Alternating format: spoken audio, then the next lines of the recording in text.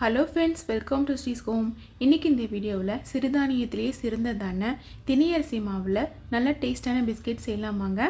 இந்த பிஸ்கெட் செய்கிறதுக்கு ஓவன் தேவையில்லை. வீட்டில் இருக்கிற பொருளை வச்சு கடைகளில் கிடைக்கிற மாதிரியான பிஸ்கெட் வீட்லேயே சூப்பராக செய்யலாமாங்க. ஃபஸ்ட்டு பிஸ்கெட்டுக்கு தேவையான மாவு பிசைஞ்சு எடுத்துக்கலாம்.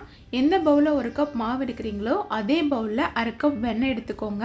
வெண்ணெய் வந்து அன்சால்டட் பட்டர் எடுத்துக்கோங்க. நீங்கள் பட்டரை ஃப்ரிட்ஜில் வச்சுருந்தீங்கன்னா பட்டர் எடுத்து வெளியே வச்சு பட்டர் ரூம் டெம்பரேச்சர் வந்ததுக்கு அப்புறமா யூஸ் பண்ணுங்கள். பட்டரை விஸ்கு வச்சு இந்த மாதிரி ஃப்ளஃபியாக வர வரைக்கும் பீட் பண்ணிக்கோங்க. எந்த கப்பில் 1 கப் மாவு எடுக்கிறீங்களோ அதே கப்பில் 1/2 கப் பவுடர் சுகர் சேர்த்திக்கோங்க.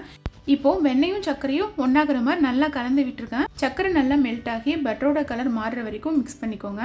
பாருங்கள், சர்க்கரை நல்லா கரைஞ்சி வெண்ணையோட கலர் நல்லா மாறிடுச்சு. இந்த ஸ்டேஜில் 1 டேபிள் ஸ்பூன் வெனிலா எசன்ஸ் சேர்த்துக்கோங்க. உங்ககிட்ட வெனிலா எசன்ஸ் இல்லைன்னா அதுக்கு பதிலாக ஒரு ஏலக்காவை தட்டி சேர்த்துக்கோங்க. இப்போ இந்த வெனிலா எசன்ஸ் பட்டரோட ஒன்றாகிற மாதிரி லைட்டாக கலந்து விட்டுருங்க. பிஸ்கெட் செய்கிறதுக்கு நான் 1 கப் திணையரிசி மாவு எடுத்துருக்கிறேன். எடுத்த மாவை ஜலிக்கிற கரண்டியில் மாற்றிக்கோங்க. கூடவே 1லேருந்து 1.5 டேபிள் ஸ்பூன் கொக்கோ பவுடர் சேர்த்துக்கோங்க. 1/4 table spoon baking soda, 1/4 table spoon baking powder சேர்த்துக்கோங்க. உங்ககிட்ட கொக்கோ பவுடர் இல்லைன்னா நீங்கள் வெறும் திணையரிசி மாவில் மட்டும் இந்த குக்கி செய்யலாம். என்கிட்ட கொக்கோ பவுடர் இருந்தனால நான் சேர்த்துக்கிட்டேன். பாருங்கள், மாவில் கண்டிப்பாக டஸ்ட் இருக்கும், அதனால் நீங்கள் சலிச்சு சேர்த்துக்கோங்க. இப்போது மாவு வெண்ணெயெல்லாம் ஒன்றாகிற மாதிரி நல்லா பிசைஞ்சிக்கோங்க. ரொம்ப அழுத்தம் கொடுத்து பிசைய வேணாம், சும்மா லைட்டாக மட்டும் பிசைஞ்சிக்கோங்க. பாருங்கள், மாவு சூப்பராக ரெடி ஆயிடுச்சு. நீங்கள் 1 கப் மாவுக்கு 1/2 கப் வெண்ணெய் எடுத்திங்கன்னா கரெக்டாக இருக்கும். தேவைப்பட்டால் 1 டேபிள் ஸ்பூன் காய்ச்சி ஆற வச்ச பால் சேர்த்துக்கோங்க. பால் ஆப்ஷனல் தான், இது சும்மா பைண்டிங்காக தான் சேர்த்துக்கிறோம். பாருங்கள், மாவு சூப்பராக ரெடி ஆயிடுச்சு. மாவை ரொம்ப அழுத்தம் கொடுத்து பிசைய வேணாம், சும்மா லைட்டாக சாஃப்டாக பிசைஞ்சிக்கோங்க. இப்போ இந்த மாவை வேற ஒரு பாத்திரத்துக்கு மாற்றி இந்த மாவை ஃப்ரிட்ஜில் ஒரு 10 நிமிஷம் வச்சுருங்க. ஃப்ரீசரில் வச்சிடக்கூடாது, ஃப்ரிட்ஜில் வச்சுருங்க. எந்த தட்டில் பேக் பண்ண போகிறீங்களோ அந்த தட்டில் கொஞ்சமாக நெய் இல்லைன்னா வெண்ணெய் அப்ளை பண்ணிக்கோங்க. இப்போ 10 நிமிஷம் ஆயிடுச்சுங்க. மாவு நல்லா செட் ஆயிடுச்சு. வீட்டில் சாம்பார் கரண்டி இருக்கும்ல, அந்த கரண்டி எடுத்துக்கோங்க. சும்மா மெஷரிங்காக தான். அதில் 1 கரண்டி மாவு எடுத்துக்கோங்க. அப்போ தான் எல்லா பிஸ்கெட்டும் ஒரே சைஸில் ஒரே அளவில் இருக்கும். நீங்கள் கரண்டிக்கு பதிலாக ஸ்பூன் இல்லைனா இந்த ஐஸ்கிரீம் கரண்டி இருக்கும்ல, அது கூட யூஸ் பண்ணிக்கலாம்.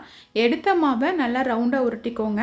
உருட்டிட்டு நம்ம உள்ளங்கையில் வச்சு லைட்டாக அழுத்திக்கோங்க. விரிசல் லைட்டாக வந்ததுன்னா நம்ம கையால் டேப் பண்ணிக்கோங்க. சூப்பரான பிஸ்கெட் ரெடி ஆயிடுச்சு. இந்த பிஸ்கெட்டை கொஞ்சம் ஹெல்த்தியாக்கலாம். வறுத்த வேர்க்கடலையை கொரகொரப்பாக அரைச்சி எடுத்துருக்கிறேன். ரெடி பண்ணி வச்சுருக்கிற மாவை வேர்க்கடலையில் லைட்டாக தொட்டிங்கன்னா போதும், வேர்க்கடலை மாவில் நல்லா அப்ளை ஆகிக்கும். அவ்வளோதான், millet peanut choco cookie super ready ஆயிடுச்சு. ரெடி பண்ண மாவை வெண்ணெய் அப்ளை பண்ண தட்டுக்கு மாற்றிக்கோங்க. இதே மாதிரியே மீதி உள்ள மாவுலையும் பிஸ்கெட் ரெடி பண்ணிக்கோங்க. பாருங்கள், 1 கரண்டி மாவு எடுத்துக்கோங்க. கையால் ரவுண்ட் ஷேப்பில் பிடிச்சிக்கோங்க. உள்ளங்கையில் வச்சு லைட்டாக ஒரு அழுத்தம் கொடுத்துக்கோங்க. இப்போது வேர்க்கடலில் டிப் பண்ணி எடுத்தால் சூப்பரான பிஸ்கெட் ரெடி. இதே போலவே எல்லா மாவுலையும் பிஸ்கெட் ரெடி பண்ணி எடுத்துக்கோங்க. பிஸ்கெட் எல்லாம் சூப்பராக ரெடி ஆயிடுச்சு. இதை பேக் பண்ணி எடுத்துக்கலாம். அடிக்கனமான பாத்திரம் எடுத்துக்கோங்க. அதில் அடியை ஒரு ஸ்டாண்ட் வச்சுக்கோங்க. இப்போது இந்த பாத்திரத்தை மூடி வச்சுக்கோங்க. 5 நிமிஷம் ஹை ஃப்ளேமில் ஹீட் பண்ணிக்கோங்க. 5 நிமிஷத்துக்கு அப்புறம் பார்த்தீங்கன்னா நல்லா பேன் சூடாக இருக்கும். இப்போ இந்த பேனில் ரெடி பண்ணி வச்சுருக்கிற பிஸ்கெட்டை வச்சுருங்க. தட்டு வைக்கும் போது பார்த்து வைங்க, பாத்திரம் நல்லா சூடாக இருக்கும். தட்டு உள்ளே வச்சதும் அதை அட்ஜஸ்ட் பண்ணிவிட்டு மறுபடியும் இதை மூடிடுங்க. மூடி வச்சதும் அடுப்பை சிம்மில் வச்சுக்கோங்க. இந்த பிஸ்கெட் 20லேருந்து 25 நிமிஷத்துக்கு நல்லா பேக் ஆகட்டும். இப்போது ஒரு 5 நிமிஷம் ஆகுதுங்க. பாருங்கள், பிஸ்கெட் நல்லா உப்பி வந்திருக்கு. என்கிட்ட ஓவன் இருக்குது, அதனால் நான் பாதி பிஸ்கெட்டை ஓவனில் பேக் பண்ணிக்க போகிறேன். ஓவனில் எப்படி பேக் பண்ணணும்னு தெரிஞ்சுக்கணுன்னா மறக்காமல் கீழே கமெண்ட் பண்ணுங்கள். இப்போது ஒரு 15 நிமிஷம் ஆகுதுங்க. பிஸ்கெட் நல்லா உப்பி வந்திருக்கு. இப்போது பிஸ்கெட் வெந்துருச்சான்னு பார்க்கலாம். பிஸ்கெட் வெந்துருச்சான்னு தெரிஞ்சுக்க கத்தியால் பிஸ்கெட்டை குத்தி பாருங்கள். கத்தியில் மாவு ஒட்டுச்சுன்னா பிஸ்கெட் வேகலைன்னு அர்த்தம். திரும்பவும் இதை மூடி வச்சு ஒரு 5 நிமிஷத்துக்கு வேக விட்டுருங்க. இப்போது டைம் கரெக்டாக 20 நிமிஷம் ஆயிடுச்சுங்க. ஓப்பன் பண்ணி பார்த்தலாம்.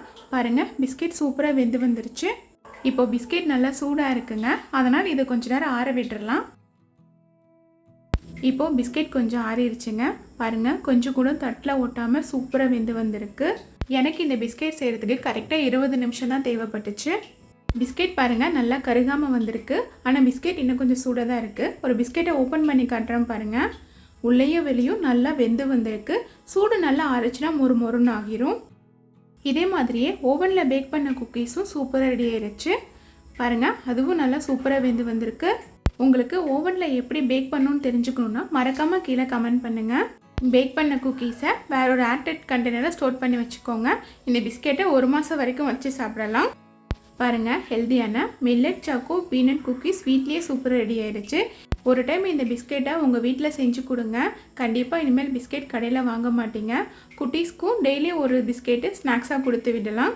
உங்களுக்கு இந்த வீடியோ பிடிச்சிருந்துன்னா மறக்காமல் இந்த வீடியோக்கு ஒரு லைக் பண்ணுங்கள். இதே மாதிரி நிறைய ரெசிபிஸ் தெரிஞ்சுக்க என்னோட சேனலை சப்ஸ்கிரைப் பண்ணிக்கோங்க. கண்டிப்பாக இந்த குக்கி செஞ்சு பார்த்துட்டு எப்படி வந்ததுன்னு மறக்காமல் கமெண்ட் பண்ணுங்கள்.